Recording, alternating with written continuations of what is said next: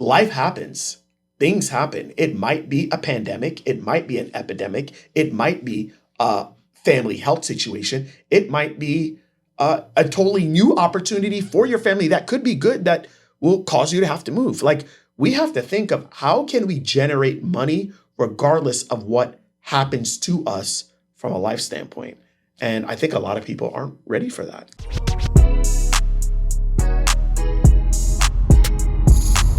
This is Secrets for Success. Welcome to the Secrets for Success podcast. I'm your host, Greg Todd. Thank you, as always, you guys, for your attention and joining me. Hey, listen, before I start the episode, can I do an ask? You guys, can you do some ratings on the podcast? I saw that we were at 27 new ratings. I would like to double that, please, and thank you. So anyways, that's it. All right, now we're going to give you value. I have a special guest on today, we're going to say he's the Canadian financial literacy guy, okay? That's what I call him. I actually just met him recently. There's a lot of lessons that you're going to learn today about finances, about stocks. We're going to talk about how to get started. I've got a lot of questions for you because I truly believe that a lot of people unfortunately are not financially literate. So I'm really excited to have you on the podcast. Robin Valadares, thank you so much for being here. Thank you, Greg, for the opportunity. I'm glad to be here Awesome. And to educate. Awesome. So why don't you tell the people a little bit about who you are, where you're from, and then I want to tell them a story about how me and you are doing this right now. Is that cool? Absolutely. My pleasure. My name is Robin Valadares. I'm a physiotherapist. We call it up north in Canada. I was trained there just outside of Toronto and Hamilton, and I've been practicing in orthopedics for the last 12 years. Okay. So kind of similar in that respect. And I realized after my last placement at university, my preceptor at the time, Margaret, she said, "Hey, Robin, look around you. Tell me how many people you know who are actively practicing manual therapy," which I was trained to do, over the age of 50, 60, or 65. And I was like, whoa. Reality check. When I look around at my placements, my 2 years of volunteering through my undergrad, I could think of maybe 5 out of the hundreds of people I've met. Right. So like, wow, that's a little shock because I was assuming I got in this career with a master's degree that I'll be working until 70 or 65 when I retire. That's the retirement age. Yeah. But I didn't see anybody over the age of 55 practicing. So I was like, okay, so my ability to earn income is finite traditionally. Trading my time for money. When did you graduate from school? 2012. You're 2012, and how old are you? I'm 36. Okay, at the time you're 36 when you graduated? No. I was 24.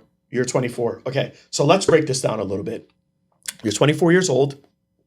The majority of jobs, we're indoctrinated that we're going to work from 23 to 25 when we graduate from college. Some of us, I know this is your second career, but you're going to work until you're 65, 70. But the reality is that we're in the physio world. And I know we have a lot of healthcare providers that are listening, but for the most part, allied healthcare professionals are listening. And it's physically taxing. And what you said is so true. And people don't talk about it enough, right? You're going to be in your profession for 40 to 45 years. No, you're not. How many physios do you see working until they're 65? I guarantee you it's less than 5%. Right? Absolutely. Massage therapists, chiropractors, speech language psychologists, you're trading your time for money. And not only is physical, it's spiritual. Right. You're taking the burden of someone's pain every day, day in and out for decades. Right. That wears on you after a time. So Margaret told me this and I was like, whoa. And going through the undergrad degree, my postgrad degree, personal finance was nowhere to be found. And this is 2012, so the advent of YouTube was just kicking off. Instagram wasn't there, so resources were limited. So I went down the normal route where I traded my time and money, made mistakes, learned from them, and grew my knowledge that way. So I was like, this information is quite important. We're not getting taught about it. How can I help my peers do so? And when you're practicing, the day-to-day, you get home from your practice and you're doing your charts or note-taking, you're planning for the next day, you cook dinner, you're with your spouse or partner.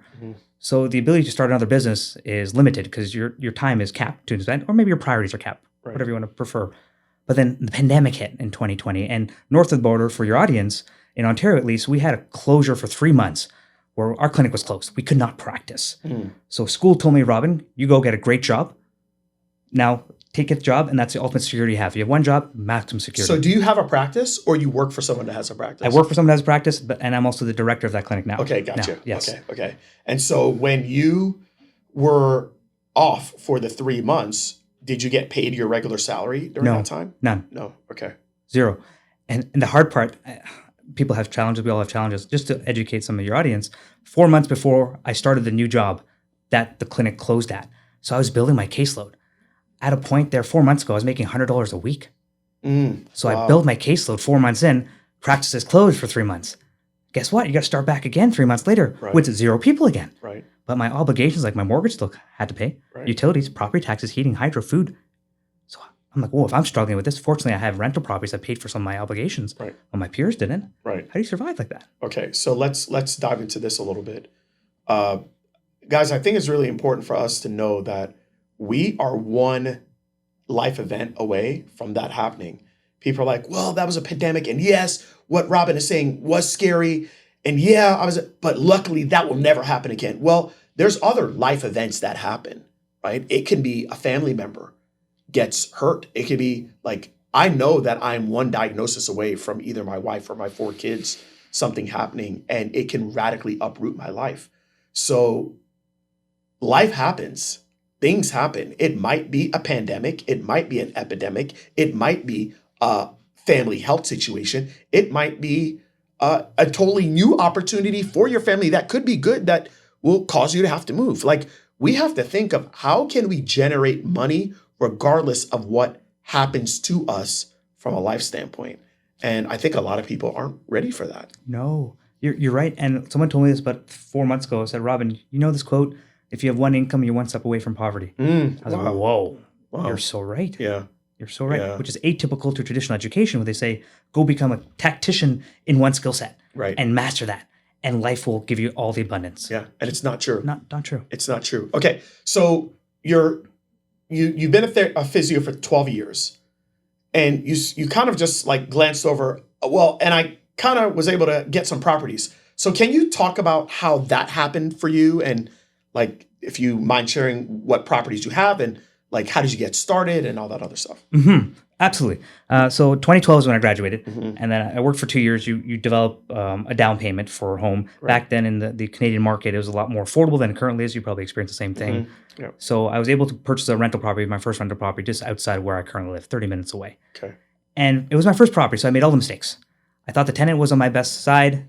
Turns out she was a professional tenant. And in our rules in Ontario, at least, it took about 8 or 9 months to get that person out of the property. Okay. So she wasn't paying rent. So I lost about $8,000 or $9,000 my first go. Wow. And in hindsight, it was great because it taught me so much. Right. It was tuition. I spent the same amount in traditional education and didn't learn as many of the variables and information now. Wow. Okay. Stop there as well. Okay. This is good. So you became a landlord, and you had your first rental property. It did not go well. You lost $8,000 to $9,000. Is that correct? Okay. But you said it was a great learning lesson. Huge. Interesting, because in school, at least in America, I don't think it's the same as the same in Canada. But in America, the average debt for someone that's going to physical therapy school and a physiotherapy program is $194,000 over 3 years. Wow.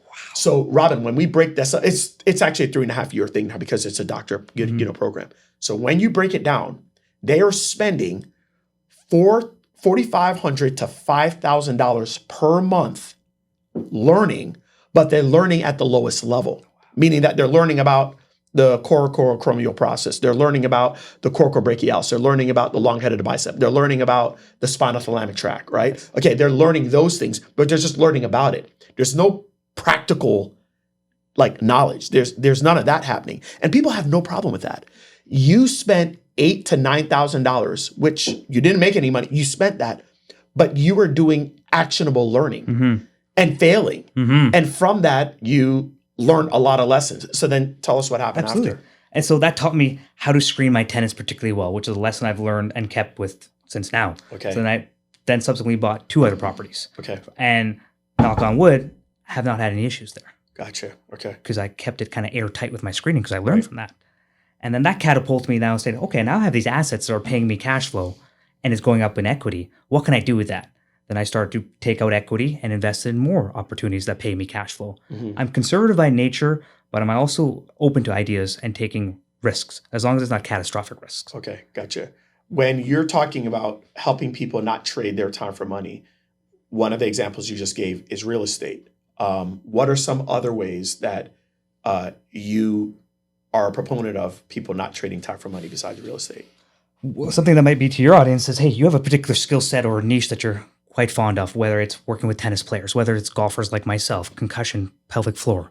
You have that skill set and you have a passion. You're an entrepreneur in that. How do you grow that and have an avenue where you don't have to be physically in the clinic to educate people or to help people? Right. And it might be, hey, I develop a 4-week course. It's an email marketing course. I can knock it out. I have a website. Here's a visual course. I can knock it out. Here's a pamphlet PDF. I can knock it out. Here's an actual presentation I can hold myself to and teach one to many. It's still trading your time particularly, but you're scaling. Right, you're scaling it. Yes. Right. Okay. So those are many. So are you guys finding this? We got real estate. That's one way. Okay. If you don't have the money to be able to invest in real estate, you can do it by taking your current skill set and leveraging it in a way that people will be able to consume, and it's not always you physically being in front of them. Robin and I are here because Robin happened to be on vacation with his parents, and they were trying to escape the Canadian cold, okay? And so it worked out that we were here. But if you weren't here, I would have just brought you on the podcast virtually, and we would still be able to give the same value. It's nicer for you here. Absolutely. You know, we can kind of chat and talk and all the other stuff, but there's many different ways. If you guys feel as though what you learned in school was valuable and that your knowledge is worth the price of admission, then why are you not using your knowledge to be able to scale that and help people in just a different way than they taught you in school, right? I totally agree. Yeah. And I think we do this to ourselves where we go to work because we need to go to work to pay for the obligations. And that work becomes less of a passion and more of a chore. Right. We don't like it as much because now we need to do it and we're like tied down to it. Mm-hmm. But imagine if you could work 2 days a week and treat the clients you want to see, and only those particular clients, not the other 20% give you all the headaches. Right. You'd enjoy that. It's not a chore because your obligations are paid for by other revenue streams. Right. That's freeing. Okay. Yeah. I mean, I 100% agree with you. Okay. We're going to get back to the financial stuff, but I would like to talk about what just happened a couple weeks ago and how you even got this meeting. I did not know Robin up until about 3.5 weeks ago. We were both at a summit. I was supporting a good friend of mine, Rick Lau, and he was hosting the Clinic Boss Summit with his business partner, Daryl Yardley. And I know there's a few other people that are in that Clinic Boss Summit network. So they're all from Canada. Rick and I met about 5 years ago at a funnel hacking live event in Nashville, Tennessee. We hit it off and we've become very good friends since. So I was able to be a late attendee to the event. I was supposed to be somewhere with my daughter, but it all worked out and I was able to go to the event. And then we met. So Rick found out that I was coming to the event the week before the event. He's like, I got to get you in this event in some way. So I said, all right, just put me at a round table and I'll help people out. You were one of the people that came to our round table. And do you remember there was people that were sitting in all the chairs around, and then there was people standing, and I counted at one point, there's like 17 people. And at the end of my presentation or whatever I was doing, I was talking about solutions-based offers. I did something and I gave you all my card, okay? And you took my card, but there were 16 other people that took my card as well.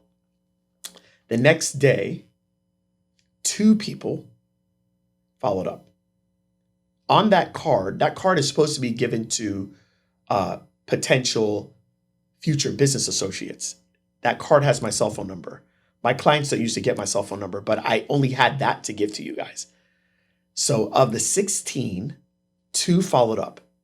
And since then, after the first follow-up, which was a day later, only 1 person continued to follow up. You followed up 2 days after that with a video.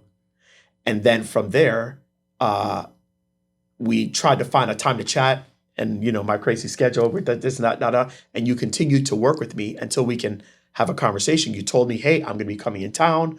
Would love if we can chat.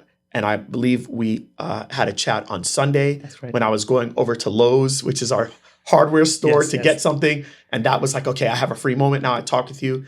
And here you are on the podcast, right? Isn't that crazy? So I guess my point in saying all this, you guys, is yes, we're going to get back to the financial stuff in a second. But most of you have so many opportunities that are available to you, but you're not being resourceful. And everybody thinks that they just need more and more and more resources. If I just had this, I've just had that. What? Well, why don't you just take care of what's in front of you? Like, how many people have you met that you just have not followed up with? Like, and I'm just thinking of even a guy I spoke to this morning. I'm probably going to end up doing a pretty big deal with him. That's going to be probably multiple six figures. And the only reason why he's getting to work with me on that deal is because he followed up when nobody else followed up. It's like so easy. So is that something that you always do, or did it just happen to be that way because, I don't know, whatever. I don't know. I started doing that in my mid-20s after I read a book called How to Win Friends and Influence People. And Yep. that book, Dale Carnegie, right? Yes. Love that book. Yeah. One thing it taught me is the big thing that we always miss, and you'll see this with your emails or your text messages, we don't know the person's name we're talking to. Right. There's no sweeter sound in any language than a person's name. Yeah. Command that person's name. It's like a cocktail party effect. When you say Greg, you'll turn around and snap, Right. who's talking to me? Yeah. Right? But when you have their name, you have their connection. Next thing now, in this age, 2024, videos are very captivating. Yeah. So take the effort, like I don't mind doing, Yeah. and put my face in front of the camera and say, hey, Greg, nice to meet you. This is 6 o'clock in the morning. I'm getting on a flight. Yeah, Like, I got to get this done because yeah. I will forget and life will Yeah, get a hold of me. right. So I sent you the message, hey, this is who I am. This is what I'm going to do. Let's connect. Yeah. It's a little more effort. Right. But people don't remember the thought that counts. They remember the effort that counts. Right, Put right. the effort in. Right. And you remember that. Oh, gosh. I mean, that's a big thing. I think a lot of the reason why I thought that was important is not just for the follow-up part. It's also for the fact that we have to learn how to be resourceful. And so let's go back to the finances now. A lot of people believe that, yeah, all that sounds great. Yeah, he's got investment properties, but I don't have that. And I don't have any resources to get started in order to actually make money work harder for me than I work for it. What would you say to that person that's struggling with, I don't have it? Where would you tell them to start right now? A great question, because I get this often. And I think about it as a pyramid. You can have money, you can have time, or you can have opportunity or access. You may not have the time because you're particularly busy, let's say a surgeon or a doctor, and they're making big banks of money, but they don't know what to do with it. Right. But to give them the opportunity. Right. You might be a young professional who doesn't have the money, but you have 30 hours a week free. Right. You have the time. Find someone who has the access. You can partner with someone who has the money. You can put that relationship together. It's better to take a slice of the watermelon than the whole grape. Right. So take a little, learn, grow. You don't have to get it done tomorrow. Right. Right. So there's always those 3 parts of the pyramid, I'd say. So you guys, there's money, there's time, and there's opportunity. The example that I just gave you about what Robin did at the event, he took advantage of an opportunity. Okay. If you're pressed for time, but you have money, invest the money so that you can get back to time and you can capitalize. If you have very little money, okay, then you've got to take your time and you've got to utilize your time so that you're learning the skill sets that you've learned over the last 12 years to get you to where you're at. Okay. So we talked real estate. That was an example. We talked about how to leverage the current skill set that you have. Is there any other things that you typically tell your clients? You've had a couple hundred clients kind of go through some of your programs and stuff, correct? Yes, I have. Is there any other things that you go through with them? Yes, the 2 things I look for an opportunity for investments or growth is it location independent and is it time independent? Because that's really freeing to me as a professional because I don't have to go to the clinic and earn it. Right. So location independence might be me on my phone in between clients or right now in Clearwater trading stock options. Gotcha. So I've learned how to do that effectively and hedge my risk, but that's a revenue stream I can develop. I have an Airbnb in my house. That's a location independent place I can earn revenue from. I have a space in my room I'm paying for heating and hydro. Might as well use it for revenue generation. Right. Gotcha. I have private lending where I've taken capital in my real estate, now given to an investor to use to deploy for another property. I'm collateralized against his property, so I'm basically acting as a bank. Right. That's truly passive because I get a check in the mail each month. Right. Yeah. These are other things you can do. Yeah, guys, this is he's giving you some goose here, man. He's giving you some good stuff. It's taken me so long to understand all of these different things. And one of the things that I was advised to do probably about 5 years ago is to spend 1 hour a week on becoming financially literate. And I think that's an extremely, extremely valuable habit that I've been able to build. Today, I have a couple properties. My businesses are my assets. I have 5 active businesses right now. And I have IRAs, I have mutual funds, I just have my money diversified. I do have stocks. And it all started from when I was, a 16-year-old boy, where I learned how to live off of less than what I was earning. And so I've always said, I'm going to take some of my money and I'm going to always invest it in some type of asset, because my money has to work harder for me than I work for it. And so you've been able to do that successfully, and I love that you're helping people with that. So just a couple more questions before we wrap up. How is the Canadian market react or kind of responding to your message? I think at first it's overwhelming. Sometimes it's shock because it's the first time they're getting the messaging across. Because guess what? High school doesn't teach you about this up north. Your graduate school doesn't know. Your postgrad doesn't teach you. Your first 10 years of, think about it, your 20s are the most expensive decade potentially in your life. Student loan debt, $190,000. Right? You have your first car you might have to buy. You might find a love of your life and have to pay for a wedding. You might have to purchase a home. Newsflash, properties up in Ontario are down payments are $250,000 for $1 million home. It's expensive. So that's happening all in your first year, 10 years. And you're like, I have to be a professional because school will teach you this much of entry-level practice. You got to diversify your skill set. Yeah, I think that's a huge point that you bring up is in your 20s. I mean, I'm just thinking what happened in my 20s. In my 20s, I got married. I mean, I went to school, I got married, had to deal with the student loan. It wasn't as crazy as what it is now, but still there's student loan. What's mine is yours and yours is mine with my wife. So I took on that, got a house, had 2 kids in my 20s, and actually started a business. There you go. So all of these things and not having all of that financial wherewithal of understanding like, hey, like I've got to be financially responsible. And in order to be financially responsible, I have to be financially literate and financially educated. So this is not something that people should wait until their 40s and 50s to start learning, right? Okay, now let's talk to the people that are in their 40s and 50s, right? You're in your 30s, correct? Yes. Okay. What would you say to those people right now? They're like, what I'm hearing from you is like, I didn't hear anything about it. Where would you tell them to start? First thing I would do in that position is know where my money's going. Oftentimes we will live paycheck to paycheck because we have an X amount of dollars in our bank account. Like, oh, let's spend and utilize this. And then they're like, oh, but I want to invest in my TFSA or a 401k. I want to invest in X, Y, and Z. But if you don't know at the end of the month, are you in a surplus? Are you neutral? Or are you in a deficit? What's the point of investing if you're in a deficit because you can't earn anything? What's the point if your Amex is 20% and you're like, oh, I still want to invest in the S&P that's getting me 11%. My Amex is 20. What? No, pay off the 20%. That's guaranteed return on your investment. And then invest if you need to. So know where your financial house is and it's tracking with some sort of a budget. The best investment I think you make is in yourself. So learn the information. Whether you learn it from myself or another individual, take action because your future self will thank you for it. Awesome. And anything above zero compounds. So do something each day. Do something each day. Okay, here's my last guy. I got one more question for you. So most people have a loan in the form of their student loans or their home. Okay, I would say those are kind of the 2 biggest ones, and then maybe their car is like third. Okay, so let's just say that the average listener right now has student loan debt, they have a house debt, but they want to get started. I know there's many people on different sides. What would you say? Would you say, hey, you know what? Focus on getting rid of your debt first? Or would you say, you know what? You can get rid of your debt, but I would still allocate some money towards building a nest egg that's actually working for you? I would love to know what you think. I mean, I have my take on it. Agreed. It's very personal. So it's personal, and I'll tell you mine, but I want to hear yours first. I will think about it as opportunity cost. Every decision you make has a parallel decision that you're losing out on based on your opportunity cost. So when I consider that, I will look at the debt and what's the opportunity cost of me paying off that debt? And can I get a better return somewhere else? Okay. If it starts numbers to me. So at a student loan paying 4% interest versus my house is 4%.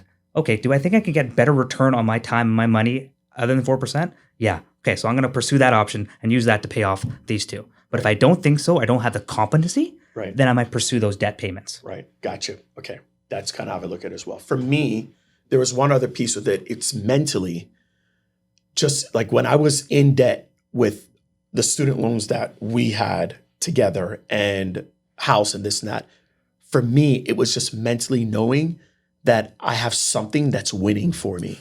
So even though I had those things, and even with my houses today, I have multiple houses and I've been able to leverage the debt. So for tax reasons, this, that, da, da, da, da, da. But it was mentally knowing every single day even when I hated my job, knowing that I've got money working for me right now. There you go. I've got my money. I've impregnated my money to make babies for me, little money babies. There you go. And it was empowering. So even when I had more debt that I owed to people, establishments, houses, properties, than compounding interest that I was making for my money working for me, it was very empowering for me to continue to invest money, whether it was in stocks, mutual funds, IRAs, businesses, because it made me feel like something was working on my behalf. There you go. So anyways, it's kind of interesting to hear everybody's different take on it. Valuable. Okay. So how can people learn more about you? How can they follow you and your work? Thank you. My platform is called Financially Fulfilled Physio, and don't let the physio discourage you from interacting, because I bought the domain Financially Fulfilled Clinician, knowing that, hey, my audience is anybody who works in healthcare, and we are not forced, but put in a position where we are trading our time for money. Right. Because we all can relate to each other because we're doing this very similar things. Right. So that's my platform, Financially Fulfilled Physio. My Instagram handle is very much the same thing. And that's where you can really connect with me. My email is open, so just email me at info@financiallyfulfilledphysio.com, and I'll get back to you pretty quickly. Awesome. Fantastic. Man, Robin, it was great having you on the podcast. Thank you, Greg. Likewise. Hope you enjoyed it. And I hope you guys, as listeners, got some secrets for success from a financial standpoint. And I hope you got a lot of takeaways.